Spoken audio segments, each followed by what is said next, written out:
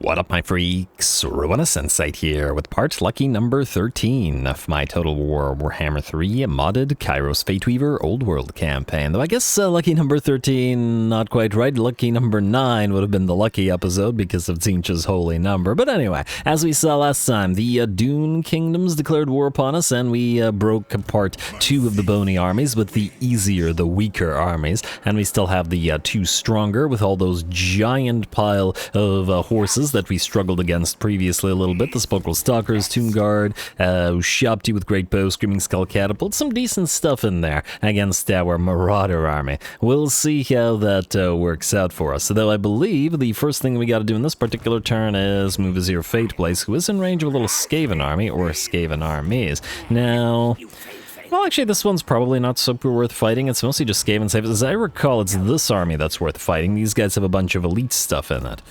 Alright, so let's see what the auto-resolve says about this then. We'll go in regular stance rather than channeling stance. We'll go here. And if the auto-resolve is low casualties, we'll just auto-resolve this because we got bony boys to fight. And, well, casualties look low to me. Let's see what it actually does. More than I'd like. We can heal up a little bit of that. Like so, and then we're gonna have to move out of attrition, so we're gonna have to move closer to the enemy's or to our allied settlement, but that's not necessarily a bad thing, in fact, because it will draw out the garrison if the enemy fails to ambush us, so that could potentially help. Scepter of Stability, sure, Burning Chariot, Vizier Fateblaze, you don't need that little guy. Keep up on that Disc of Tzeentch, as the Chariot offers nothing to you. Ignis, no Chariot, only Disc. And, okay, you never got your Chariot. Oh, I guess it comes in at rank 16. Alright, that's fine. Do you need to spend any points for the next sort of battle? Nothing critical here by the looks of it. We could start moving through it. It wasn't Myriad Horrors, and it wasn't... Oh, we don't get benefit from more than one tree for the Pink Horrors. What we will, however, have in this army is a couple of Cockatrices, so we could get Warped Retainers, and we will have a couple of the Flamer units, specifically the Exalted Flamers, because they have the Bolstered Marksmanship to buff our little Horrors up a little bit, so that's too many colored fires. The extra range will also be quite helpful for the Exalted Flamers to provide support. Many colored fires it is. Alright, the rest of that looks good to me. Yes. Alrighty, and you can just sit there and stay. Next up, I guess, is Bony Boys. So, TBA Drelass August Rex. You're gonna move here, and I guess we'll put you in... When's a magic per turn, miscast base chance for all spellcasters. Yeah, you don't really need the vigor, so let's do that. You can channel, and then we'll level up this army, and then just move straight on in. Now, you... Let's get 1 point in Hearts of Iron and then 1 point in Doomfire. Gotta keep moving through the buffs on those Marauder Horses of Tzeentch. I'm sure they'll be critical in this particular battle as well. You have Fated Protector, which is the important thing. I guess you can get Magical Reserves for the additional, well, Magical Reserves, whereas you will need Fated Protector, and unless I'm mistaken, you're looking for Fated Protector now as well, yes. Bonus 15% barrier replenishment on everybody so we can get it back up and running, at least after the delay is up. The Horror in this particular army is going to go for the Locus of Conjuration, because we don't want summons and we don't need the bonus range, as not enough units in this particular army will benefit from it, and I do believe that's it. Now... You can't go into teleport stance. We do have the enemy's increased miscast base chance, but they have no magics in this army, or these armies unless I'm mistaken, so that isn't useful to us. We could reduce our miscast base chance, but at the cost of vigor. Not a big deal, mind you. I guess. Let's do it. Alrighty, and then we'll head for King Kabosh. We'll put the Kibosh on Kabosh. And we'll have to watch out for those skeleton, or not skeleton, for the Ushabti summons. But otherwise, the critical component of this particular battle will be knocking out the Ushabti with Great Bow and ideally Screaming Skull Catapults before the Sepulchral Stalkers arrive. Go.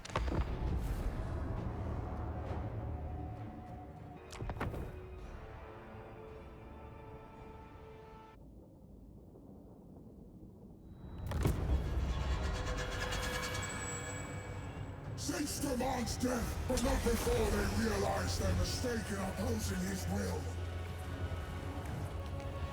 Alrighty, here we go. Oh, look at our little disc riding command squad. Everybody gets a disc, eh? I was wondering whether the discs all look identical or whether they're slightly different from each other. The one the iridescent horror on seems to be a little bit different than this one, no? Or it could just be the lighting. No, they are different. Huh, interesting. Maybe the demonic disc is different from the mortal disc. All the mortal discs look the same, but the iridescent horror's disc is different. Anyway, all that aside, here we go. The disc rider is going to head directly towards the enemy army. We got to do as much damage as we can. Fortunately, we Vanguard deployed our horsemen, which are currently focusing as much of the Ushabti, or for now, the single unit of Ushabti, as they can with those javelins. We're going to help them out from the sky as well. Gehenna's got the golden hounds. They're going to come down on the enemy catapults, or Screaming Skull catapults to be specific. That one and this one as well, and then we're going to move our disc riders to find and do as much damage as possible to the other Ushabti currently not being guarded by the enemy, or at the very least being blocked by the Gehenna's Golden Hounds from moving on. And we're going to pop that Spirit Leech off our Tormentor hero. I don't remember who has it, but I guess it's not important as long as the Spirit Leech is in effect. And there we go. Looks like the two Screaming Skull catapults are out, the enemy reinforcements are on the field, and that means we need to book the Marauder horses out of there before they get destroyed. The Ushabti are still around, but they are heavily damaged, and our Banner of Change will allow us to summon a unit of Chaos Spawn, which is going to head to the Ushabti not currently being hit by the Disc Riders, and being peppered with the javelins as well. Pelted. That's the one. In the meantime, our main line has moved closer. It's gotten a lot stronger than when we originally faced off against the Tomb Kings, especially with the bolster defense provided in an area by the Giant, expert charge defense for everybody, and melee +5, as well as that lovely Northern Roar ability. Melee defense +10, physical resistance +10%, and bonus versus large +10 in a pretty huge area along the entire army. Granted, we aren't able to activate it immediately. We have to wait for the Giants to, play in melee for a little while, but that's just fine, especially as they're able to deal with single entities while our Disc Riders are doing things elsewhere. Granted, they'll send a few of our own Norskins flying, but I'm sure the Norskins are used to, used to worse. Alrighty, plus I like the idea of the Northern Roar kind of represents what this army is. It's actually a solid name for the army. Please, devs, bring back army naming. I don't know why it bothers me so much, but it really bothers me that we can't name armies when we could in previous games. I don't see why it's such a difficult feature to add. Especially as I also feel like it would make some things easier, like if you can't remember the names of lords, you can also name armies for specific purposes and have an easier way of navigating your forces menu. But anyway, I digress, or do I? The balance power is still very much in the enemy's favor. That's due to the sheer amount of units, and those units are going to start dwindling. The Cataclysm spell comes down, and the bony hands of Shyish come out from the ground, drawing those bones back down beneath the sands, those Tomb King bones, and back down beneath the sands. Of course, the enemy continues to surround us, and looks like they've decided to charge their sepulchral stalkers in, foolishly, to use those anti-large halberds. And I do say foolishly because while that is reasonably effective, especially within a line of Tomb Garden skeleton warriors, what it isn't is more effective than the shotgun blasts from those sepulchral stalkers. We've also got plenty of magical support, so they'll now be in danger of getting hit with Searing Doom when they are distracted by our anvil. Now, it looks like a single unit of skeleton spears decided to charge, or let's say follow, the Marauder Horsemen of Tzeentch, and that means that we can isolate it, surround it, and kill it in melee faster than we would via range. The Javelineers are much better against single entities than they are against blobs of units like this, especially those units that are shielded. So I may as well take advantage of that and hit them in melee from every direction and tear through them. Our melee stats are nothing to write home about, 2733, and even the weapon strength at only 40 is fairly low. Barely higher than a skeleton spears. which is a little bit surprising. I mean, considering it's a unit on a horse, you should still have the additional momentum and stuff, but I guess it's represented by the charge bonus. But I do wonder what the charge bonus on the Marauder horses is. 40? Something. Certainly better than the 10 of the skeletons. Anyway, I digress yet again. The enemy army is still facing off in the brawl against our... Still a little bit weird to see the Chaos spawn here, but whatever. They'll be replaced by Frost Trolls or Ice Trolls, Norscan Ice Trolls soon enough. It looks like the enemy has also summoned those Ushabti on the field due to the Realm of Souls activations, as enough units have now been destroyed. But all that mobile pile of Nehekara horsemen and skeleton horsemen have so far been achieving nothing at all. Alrighty, and the balance of power has at last shifted in our favor. Well, no one called it an error, but one unfortunate aspect is that our 3 disc riders, or 3 out of the 4 disc riders, those that are capable in melee, have been forced to land, and they got stuck when they were surrounded by all these 3 units. Now, they've been stuck here since basically the beginning of the fight, so for 5 minutes after they killed off that unit of Ushabti, whose corpses still litter the ground below them, as well as the Necroserpents that charged on in as well. And the thing is, we could easily clear them out of this by dropping big Searing Dooms or Gehenna's Golden Hounds on those guys, but I generally don't like to do that, especially when it's on heroes, because I don't know, it's too easy to take advantage of the fact that the AI will blob up around a hero or a lord and then, kill them all with a spell. So generally speaking, I never do that, and thus they got stuck and they're just going to have to deal with it. Unfortunately, they're dealing with it well, and by them dealing with it, I mean our entire army is pretty much wiped out the rest of the enemies, and those that are surrounding them will be gone rather soon. There's still another Tomb King down here, but a few more bonks from that giant, and a few more pokes from those spears, and the Tomb King will fall, and only these units will remain. Gonna get those javelins flying in now that the units of Marauder horses are no longer busy. And it looks like we were able to hold this mob of Tomb Kings off just fine. Granted, I'm sure we had a massive advantage due to the fact that both armies were in march stance. As I always like to say, SFO really emphasizes the importance of vigor, and the debuff is very severe in SFO compared to vanilla. In vanilla, I really don't care usually about march stance and whatnot. Like, it's not really that major of a threat. Yes, it is a lot of debuffs, but compared to SFO, it's relatively minimal. Whereas in SFO, if you get caught out in march stance, you can have a relatively strong army get pretty badly beat up or outright destroyed. Alrighty, and it looks like the last unit on the field is an enemy unit of Tomb Guard as they melt away heading towards our Javelineers. We're not even going to let the last unit reach us, and with that, the battle is ours. Gotta admit, I do like the way that the Tomb Kings look with the Tzeentch skies in the background. The pyramids fit nicely there as well. Welcome back to Prospero, I suppose.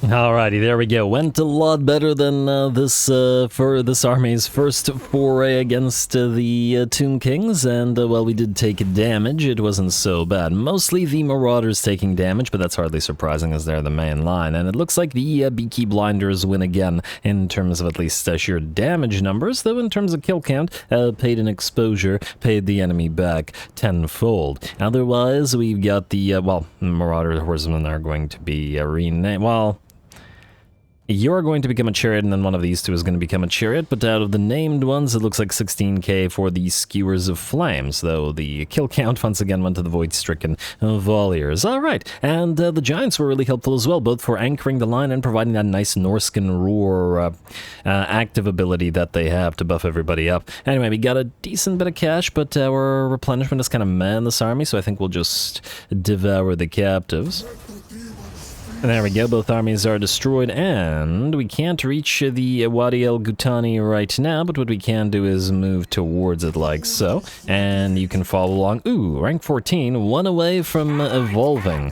Well, isn't that lovely? Oh, actually, speaking of, ally mission successful, Warrior Bane for TBA Drill, so you don't need that, but that's fine. Now, I would like to check something. We are going to potentially evolve Corvum, and what I want to see is... we need rank 12 to get Dream Big.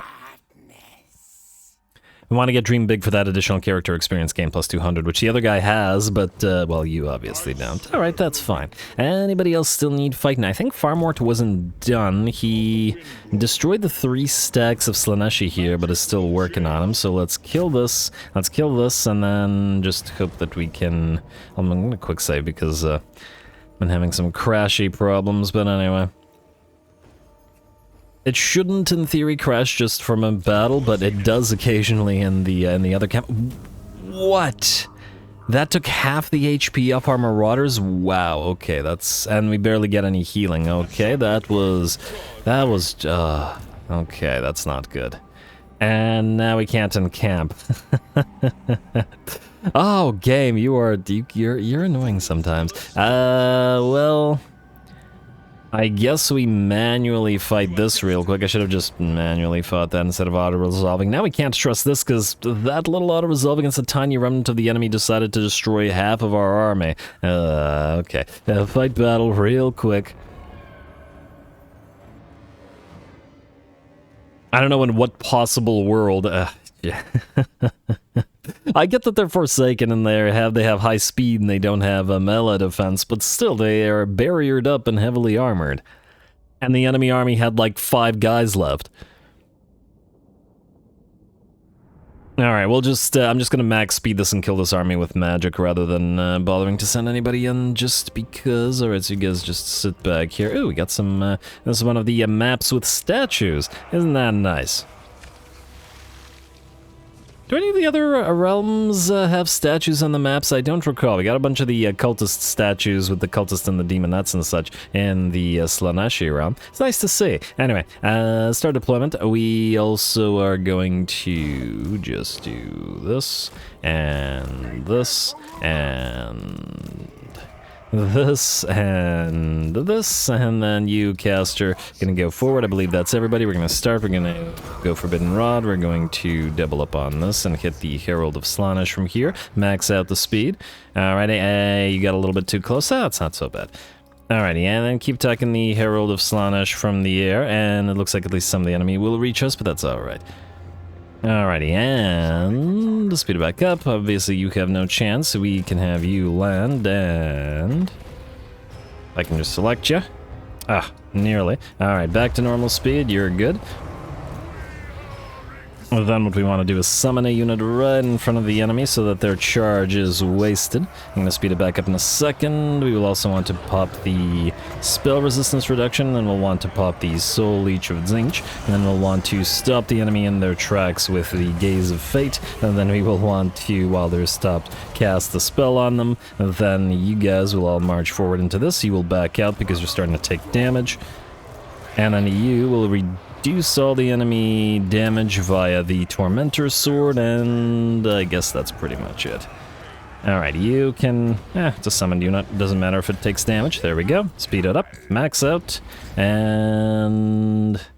destroy what's left. There we go. Just chase him down and we'll be good. And if we had auto-resolved that, it would have killed another half of our army. With the game. Why? Why would you do that? And Farmort was doing so well, now he's gonna need to take ages to heal up. That's what you get. That's what I get for being impatient, but also for trusting the auto-resolve, even slightly. Even in a situation where it felt like it could for once be trusted. That's how they get you. Anyway, Ignavia is dead. There are, I believe, 3 little mini stacks remaining around the enemy settlement, but hey, maybe with this damage, the enemy will be willing to sally out, or if not sally out, I mean, like, get drawn out and fight us in the field. That's a possibility. Hopefully we can get a little bit of healing from this particular battle, as in not 1% as we got in from the auto-resolve the previous one. so we couldn't even heal back our taken damage. On the bright side, every one of these little mini battles, a little bit more XP for our units of spawn, and a little bit closer to getting our 2 Mutilith Vortex beasts. Oh, yeah, Hunter's Talent. Alright. Yep, no, it's 1% healing again. I mean, it's something. I'd take the 1% healing, I guess. Because who knows how long it's going to take. Far more to you. I mean, keep the Hunter's Talent, the missile strength. Nah, it's useless for you, to be fair. Alrighty. We'll put that on somebody who actually does range damage. You're going to have to go into raiding because you need to be immune to attrition. And you can't reach these guys right now, though would have been nice. Let's hope that they stick around. And you are suffering attrition because... what? Disciple armies. Oh, those are disciple armies and... huh. You're telling me that this doesn't count as high Slaaneshi corruption? It's up at 74, and it's a plus 11. How's it even at plus 11? How's it that high? Damn. You'd think that the character of Tzeentch would be corrupting a little bit more. What's our Tzeentch at? Plus 6. Not as much as I'd like. But anyway, anybody else need to move this particular turn? We are good with Rel and Co, and I believe that's it. Alrighty, so let's do building. There's a couple of new territories, or newish territories, where we need to build up buildings that will give us money. Namely, what was this again? Alright, you're fine. Weave of Time here. Get the Moment of Potential. We need more of those iridescent horrors, which are shockingly expensive. They're at nearly 400 gold per. They're about as expensive as a unit of Chosen, which is surprising. Now, before you tell me that, yeah, well, flying casters on discs are really, really irritating, that's true, but these guys are a lot weaker than Chaos Sorcerers. Chaos Sorcerers outfight them in melee, you know, like... well, maybe not 10 times, but Chaos Sorcerer would obliterate them in melee. Has greater HP, greater armor, greater everything, greater melee capabilities, has great different mounts available to them and everything, and Chaos Sorcerers cost less. So I'm not sure I understand why that is, because generally speaking, Sorcerers are pretty darn good. On the other hand, we are short of iridescent horrors, but that's because we're trying to buff horror armies in particular right now. Anyway, you can have the Stygian Well here for a little bit of extra cash, otherwise you're good. Cliffs of Death, you're fine. Dolgenyair, you're fine. Heavenward Halls, you are fine for now. We're losing a lot of... oh, look at all that public order drop. But what can you do? Svenelev. What if we should just... huh, how much is Svenelev worth to you? Oh, you're not going to confederate for Svenelev. It's not bad, actually. I mean, they can't share... yeah, they can't share territory with the Exiles of Khorne. I am curious, however, how much is Fort Stroghoff worth to you? 70, eh? How much is Aazir Pass worth to you? We could nearly do a swap. Oh, huh. We could actually give you Aazir Pass and Confedja, can't we? That's kind of interesting. I mean, we don't necessarily have to do it right now, although it's certainly something to think about. Anyway, what do we have here? Depending on whether we keep the place, we might want to get rid of the... well, you know what? Get rid of the Crystalline Arch. We will probably trade it away to either these guys for vassalization or possibly these guys. We'll need another military structure there instead of the Crystalline Arch. I think that'll be better. Alrighty, anyway, I believe that's the end turn, unless I'm mistaken, so we'll skip, and I guess we will not vassalize Skarbrand right now. I was thinking about not vassalizing a bunch of the other Chaos factions, but at the same time, well, actually, he'd have nearly the entire territory of if we give him Aazir Pass. You know what, maybe I like that. Give him Aazir Pass, go for it. Do we need to take his money? Yeah, we'll take his money, whatever. We'll see if he hates us after this. He doesn't like the past treaties with Bone Rattlers and Keepers of Bliss. Well, that's whatever. That's whatever. But since this campaign is slowly but sure... ooh, what the heck? Oh, you don't like... I might have to trade the Golden Monolith from these guys and then give it to these guys to vassalize them before everybody starts hating on each other. Otherwise, I just want to check out treaties. It's looking okay. If everybody's rising by 2, that's okay. But once that's up, we're going to declare war on a bunch more factions to keep everybody nice and happy, I guess. Anyway, let's end the turn, I guess. Oh, wait. There were a couple of places that were able to upgrade to tier 4. And out of those, what we would want to look into is... Oh, I missed you. Let's upgrade Flesh Greeter's Camp. Yes, and let's upgrade this. And we're not going to collect money here yet, but we will soon, because this place actually generates fairly decent bit of money. It's just that the public order problem. We need Golgi's Monument for that, for which we need to trade the Lost Kurgan, and we're working on that too. Anyway, end turn.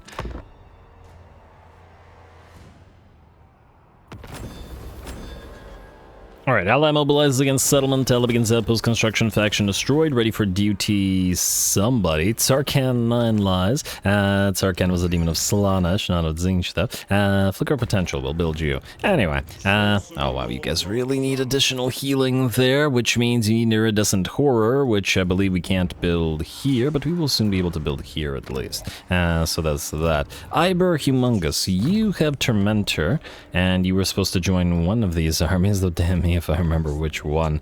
It was one of these armies. Oh, it was one of these armies, wasn't it? Or was it? You have Cruel with Metal. Are you a Tzeentch Lord? No, you're also a Metal Lord, eh? What do you have? You have... Oh, you have Tormentor. Oh, yeah, you're supposed to join Rel's army. There we go. You then... Huh. Oh, but you were supposed to stay with Kairos, that's why. The Greater Magic Bond was for Kairos. Yeah, alright, fair enough. Fair enough, and oh, you're suffering a fair bit of attrition. Should also name a couple of these flamers, since we have a lot of them. They're just going to be evolved into other types of flamers if, you know, they survive. So we'll deal with that. What do we have in terms of flamers? Ever-changers, like so. The Fire Nation, let's do like 3. And then let's do the Prismatic Flames. Oh, and I just remembered we got the cockatrices on the field at last, so they should be named up as well. Amanchaka, you are not currently holding the cockatrices, so that's about to change. All right, let us transfer the cockatrices to you from TBA Veritas. Actually, 4 of the cockatrices to you. The other 2 are going to the other guy, so you can hold on to them. I will still name them. Alright, cockatrices, it's your time to shine or be named. Mr. Blue. I don't know if we're going to keep this many cockatrices, and, well, it really depends on whether we go full Air Force with the Manchakai or whether we go Screamer Hammer with Kim instead. Because they're fundamentally 2 completely different functioning types of armies. Word is the bird. You will be Big Burb. And you will be Eiffel 65. Might as well name the other 2. There's only 6 of them after all, and it took a while to get all the way over here just to build them. We can do Woodstock, Woodstock. And lastly, we can do Gaze of Granite. Lovely. Alright, you guys, while I have you, keep moving.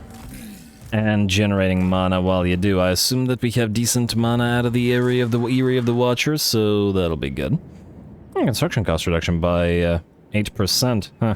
Maybe we should have built something while these guys were on the way. Anyway, Kairos. Now let's start from the top, which is you. Now, oh, these guys rebelled, eh? We still probably should take Hidden Horde of Hrak Opali, though we won't want to grab the Great Hunt, and I'm hoping that we can do so before these guys do. I guess we could try to do a Cinderella this way while Kairos reinforces. Kairos takes Hidden Horde. Maybe we'll do it like that. Alright, you go here. I assume there's nothing here. Or basically nothing. Just Norska rebels after all. Alright, like so. And we're gonna quick save this in case it crashes, and we're gonna auto-resolve. I'm sure it'll hurt the army, but it might bait the ogres there to actually try to attack Kairos, and, well, I think we can all guess how well that's gonna go. Oh, even that doesn't hurt Kairos. Good job. Occupy. Alrighty, and no crash this time. I'm just paranoid from the Dwarven campaign. Don't bother building anything here yet. We may or may not keep this territory depending on how that goes. You, Rel, are going to go into channeling stance, and though you'll... go to the Great Hunt, I guess. Get as close to it as you can. Oh, actually, no. Oh, wait, I was gonna say stay here, but you don't need to. Alright, rest of that is fine. Kairos, you're losing a little bit of magic, but that'll change over time. Now, you two, assuming that we can ignore Granite Tooth Graveyard, I'm hoping that Oscar Trollhewer can actually take it. You two are going to go this way, and yes, you're gonna keep suffering attrition. Oh, wow, you're frankly losing a lot of mana anyway. Maybe we should have just teleported you. Well, either way, we'll have a turn of healing, and we have to meet up, so we'll basically meet somewhere here, and then as soon as we do, we can teleport out. Alrighty. And I don't mean teleport stance, I mean teleport to the Empire. Ragnar Heldenmouth, you are just out of range by the looks of it, and TBA Corvum, you're just out of range as well, meaning you're going to go into an encamp stance in our own territory. I assume we heal in our own territory more than... No, we heal more in the enemy territory. Alright, fair enough. As weird as that always has felt to me. I mean, maybe for like an Orky faction or something like that. But anyway. I get that it's because of the casualty or punishment reduction from this. There's not much we can do about it. Anyway, you guys have moved. Vizier Fateblaze, you are looking for more Skaven to attack. I'm willing to bet these guys will run if you attempt to attack them, and then it'll start causing you attrition, but well, I'll give it a shot. Go in regular stance, I think. Do we need levels on these guys? You guys are rank 15. We have Infernal Gateway. We could do... Wait. How's the casualty or punishment rate? You know what? We should probably prioritize getting casualty or punishment rate on them. And the army will continue to take damage after all. Enemy army wins a magic power reserve reduction. It's not horrible either, and we do want Tzeentch's many glories.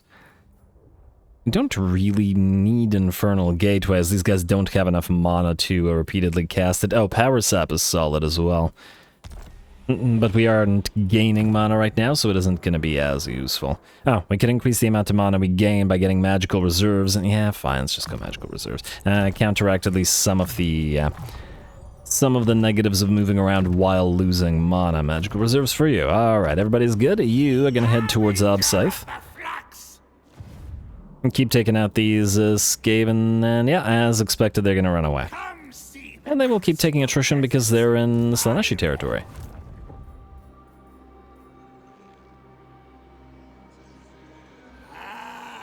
I guess we should wait. We don't need to raid, we're not suffering attrition here because... why were we suffering attrition here? Is it because it was desert? I don't know.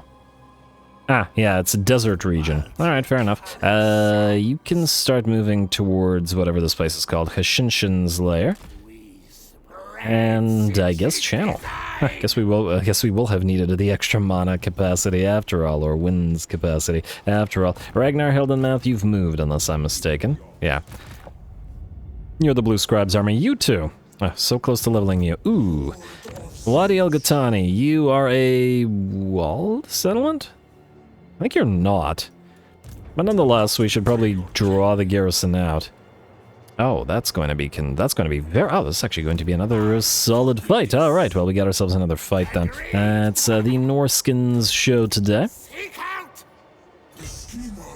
Let's see what they can do. We will level for this, however. What do we want? I guess we should maximize Doomfire, getting closer to that change or die. And now, let's hope that this doesn't kill off all of our movement range, because you and you are become chariots.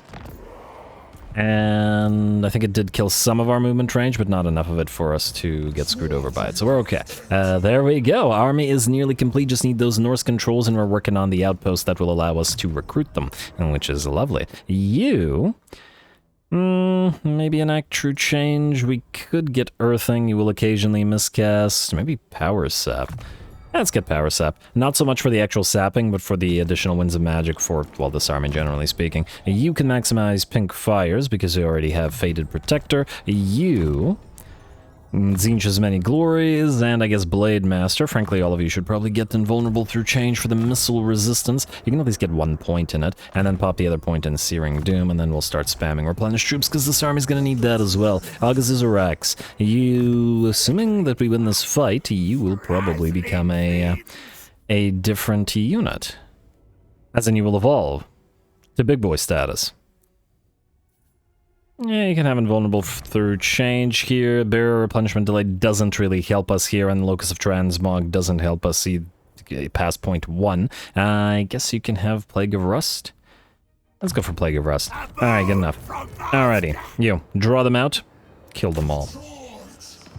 I guess they're already dead, but you know what I mean. Alright, and valiant defeat casualties high. The secondary army is even tougher than the one we fought previously, so I guess that was a warm-up for it. We'll quick save in case of the crashes again, my paranoia aside, and then we'll jump on in.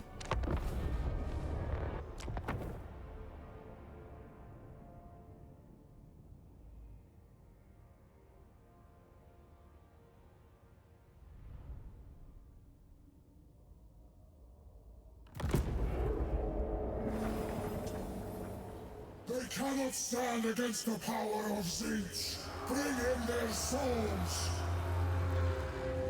Alrighty, here we go. I guess we're about to find out whether they can stand against the power of Tzeentch or not. And, this should probably be, in theory, more difficult than the previous battle, because these armies, unlike the previous ones, are not in march stance. Though the singular lord that is outside the enemy settlement has no hope of survival, and even no hope of chasing down our marauder horses, which appear to be slightly faster than him, and thus we'll just continue pelting him with those javelins until said lord goes down. Gotta admit, the javelins with the warp fire look pretty beautiful, don't they? It's a lovely little bit of fireworks. Anyway, with that, the enemy lord goes down. We are going to allow the enemy to make their way onto the battlefield while we obviously don't go out to the edge of the map, but we put as much distance between our units and our army and the enemy as possible. We got to make sure the... Oh, there is a marauder in the chariot as well, not just the chaos warrior. Good. All right, I was worried that these would be a little bit too chaos warrior-y and not maraudery enough, but they're plenty maraudery with a marauder there as well. So I'm happy. And again, I would feel it would be weird to have a Norscan army without any chariots. Anyway, the idea is the enemy is going to take a very long time to move towards us with those relative... Well, I was about to say slow-moving undead, but 35 move speed? Huh. You know, I mean, the base move speed of a skeleton warrior is 35. That's what you're telling me right now. Okay. Kind of interesting. I guess they're, maybe they're faster in vanilla or in SFO than they are in vanilla, or maybe that's been changed a little bit. Standard infantry speeds tend to be between 28 and 32, covering around 30, so this is surprisingly fast for undead. I've definitely seen zombies hovering around 20 move speed. I think 24 is their base, unless I'm mistaken, or something along those lines. But perhaps the Tomb King skeletons are a teensy bit faster, because 35 is pretty good. Alright, well this is pretty good for the undead. Anyway, we're going to start the battle off with annoying the enemy, dropping 3, count them, 3 Gehenna's Golden Hounds on the enemy blob, and forcing them to activate their Realm of Souls perhaps a little bit earlier than they'd like. The Tomb King's, big boys are not going to get harmed by all those Gehenna's Golden Hounds, but droves of skeletons will certainly fall. Anyway, the enemy still has a long way to cover. And granted, we could have done like 10 times as much damage if we dropped it on the enemy as soon as they made their way onto the battlefield, rather than allowing them to make space. But obviously, again, I don't like to do that. Anyway, looks like we've got an Ushabti, or not Ushabti, Sepulchral Stalker unit chasing us. I was about to say Ushabti with a great bow, but there are a bunch of those, 3 or 4, running around here as well that we are going to have to prioritize. But if this unit wants to chase, we certainly are going to punish it for attempting to do so. Alright, and let's see how the Northern Roar does against them, with the javelins leading. There we go, at least 1 or 2 will go down under the volley. We're also going to debuff them, reducing their armor to 0 and their speed by a fair bit. Alrighty.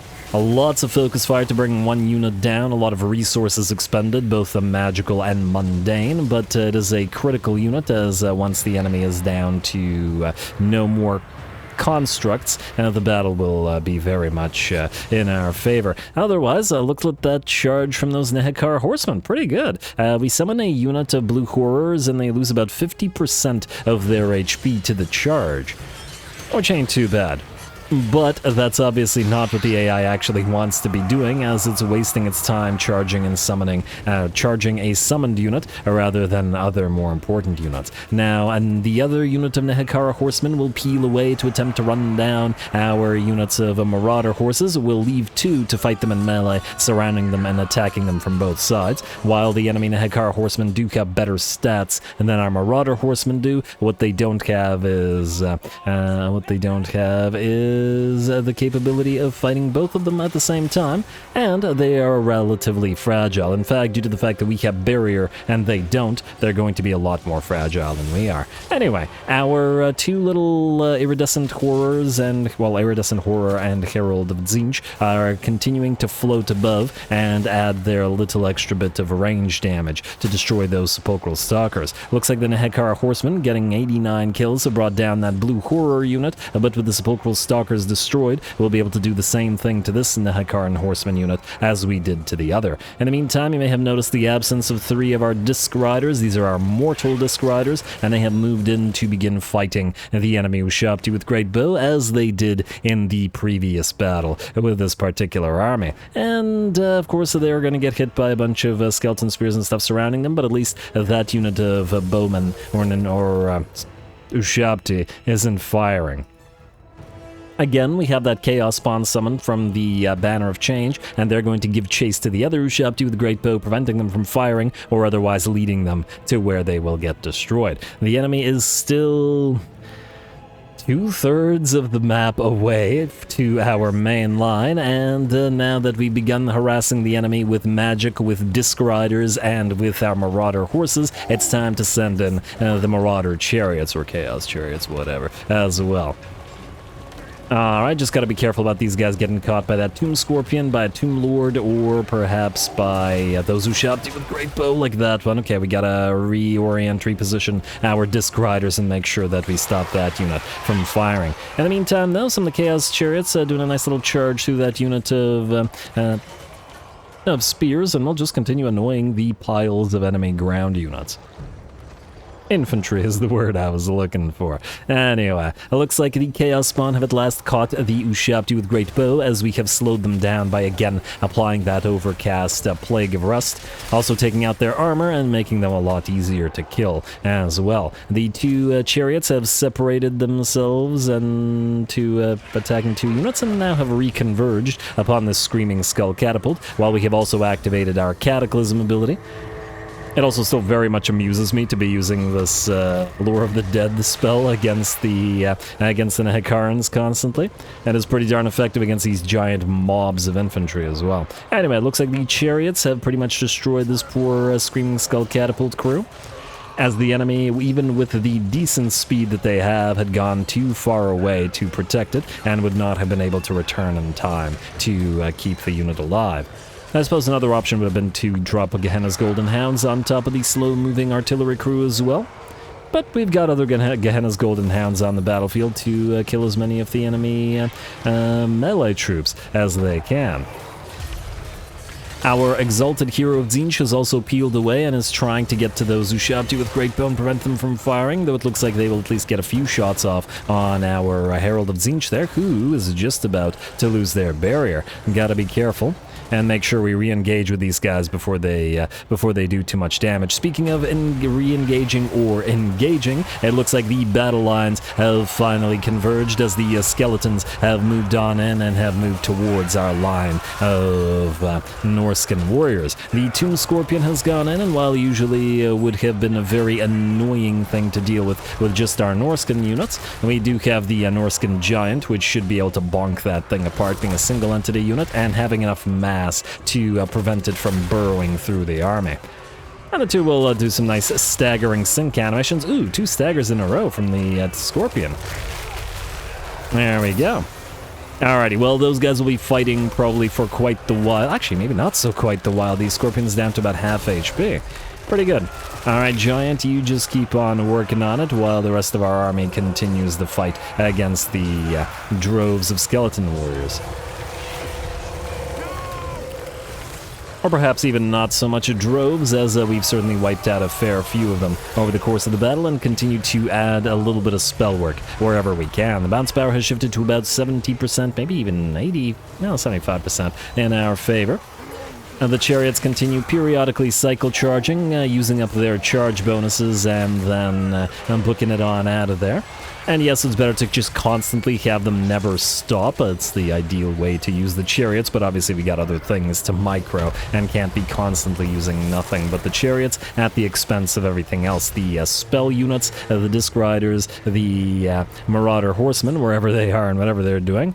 See, they just killed some units and they're standing still because too busy controlling the chariots to move away from those Tomb Guard. Not that it matters at this point anymore, as the enemy lord is just about to be defeated by the Chaos Sorcerer Lord and or just Chaos Sorcerer and his pet Norscan giant. Big old bonk takes the Lord's arm and ooh, one last punch without a weapon and down goes the Tomb King. Beautiful.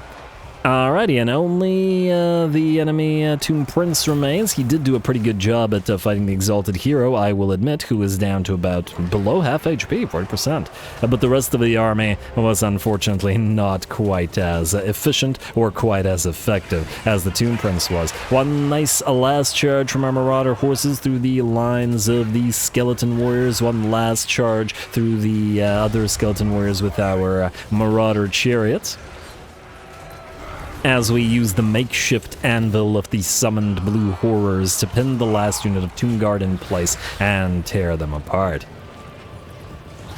And there we go. With that, the last of the enemy melts away and we achieve a nice heroic victory with the Northern Roar. Alright, army is certainly coming into its own now. I always love to see it, especially when an army struggles a little bit, when it just gets on field and then gets stronger over time.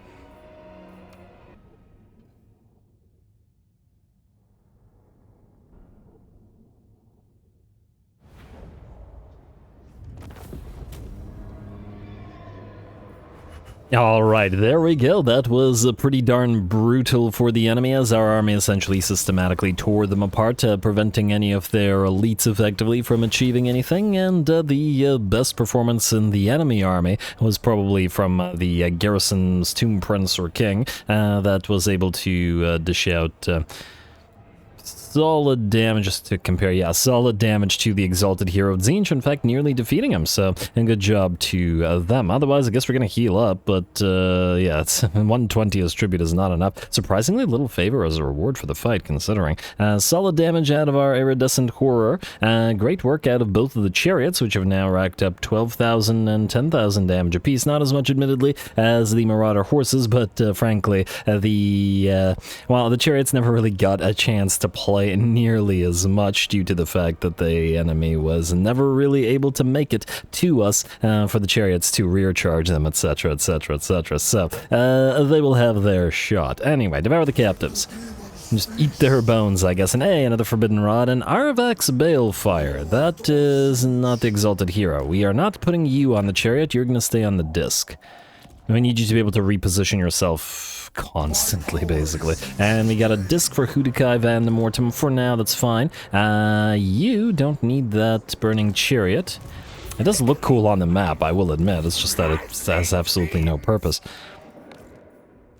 Go on the disc, but that doesn't matter either, because next turn you'll evolve into an Exalted Lord of Change. Ooh, I'm excited to see what trait you have, but unfortunately, I do believe we'll have to figure that or see that next time, because we're out of time and I'm going to have to call the episode here. A nice show for Mr. Arvex, bringing the Balefire to the sands, and it looks like we'll be declaring war on the followers of Nagash probably next episode. It would be nice to have our other armies down here, because these guys hold an insane amount of territory, and we are kind of surrounded by them, but who knows? Maybe Nakari will, Nakari will be nice to help out. Though, perhaps what we want to do is actually leave the Wadi El Ghatani and then move towards Karashi Dunes in order to trade this then to the Slaaneshi for the territory of the Oasis of Ghazi, which we can then trade to these guys, to the followers of the Worm, to allow them to complete a province. Just bothers me when our allies don't have a complete province. Anyway, more Big Bird and such to come, at least for now, so stay tuned. Don't forget to leave those likes and comments below. They will determine how long this campaign does continue to run for, as it's definitely on its way out. So don't forget, if you've been enjoying this one, all glory to the algorithm, and thanks for watching.